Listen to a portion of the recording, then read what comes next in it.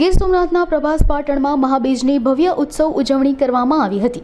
આ ઉપરાંત 5000થી વધુ લોકોને માલપુઆનો મહાપ્રસાદ પીરસવામાં આવ્યો હતો। આ મહાબીજના પર્વ નિમિત્તે સમાજના દરેક લોકો પોતાના કામધંધા બંધ રાખીને આ ઉત્સવમાં જોડાયા હતા। તેમજ સમાજના આગેવાનો પણ આ મહાબીજ ઉત્સવમાં હાજરી આપી હતી। આ કાર્યક્રમને સફળ બનાવવા નાના કોળી સમાજના પ્રમુખ પ્રવીણ ચુડાસમા, ઉપપ્રમુખ કેતન પરમાર, ખજાનચી જગદીશ વાજા, આગેવાન વજુ ગઢિયા, આગેવાન જીતુ કામડિયા અને મહિલા સમિતિના માર્ગદર્શન હેઠળ સમાજના યુવાનો સેવકોએ જહેમત ઉઠાવી હતી।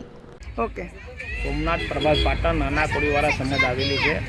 ઘણા વર્ષોથી ભગવાનની બીજની ઉજવણી કરવામાં આવે છે ને નાના મોટા છોકરાઓ સમાજના બધાએ કામ કરવા માટે હાજરી આપે અને બધા આગેવાનો હાજરી આપે ને કોળી સમાજના ધારાસભ્ય વિમલભાઈ ચુડાસમા, રાજેશભાઈ ચુડાસમા તથા સમાજના બધાએ આ છોકરાઓ એમાં હાજરી આપે ને બીજું સોમનાથ મંદિરથી રાવાપીરની ધજાલી કરવાની છે।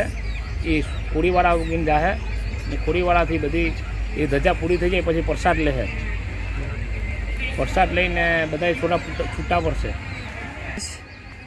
7000 માણસનું જમવાનું રસોડું બનાવેલું છે। કામ ધંધો બંધ કરીને બધાએ છોકરા આમાં હાજરી આપે અને ધૂમધામથી આ ઉત્સવ મનાવે છે। મારું નામ જગદીશભાઈ રાજાભાઈ વાજા અને હું નાના કોળી સમાજમાં આગેવાન છું અને અત્યારે અમે મહાબીજની ભરપૂર તૈયારી કરી રહ્યા છીએ અને થઈ રહી છે, કારણ કે અમારે આજે આખો સમાજ પ્રસાદી લેશે અને તેના લીધે 6 થી 7000 લોકો આજ પ્રસાદીનું ગ્રહણ કરશે।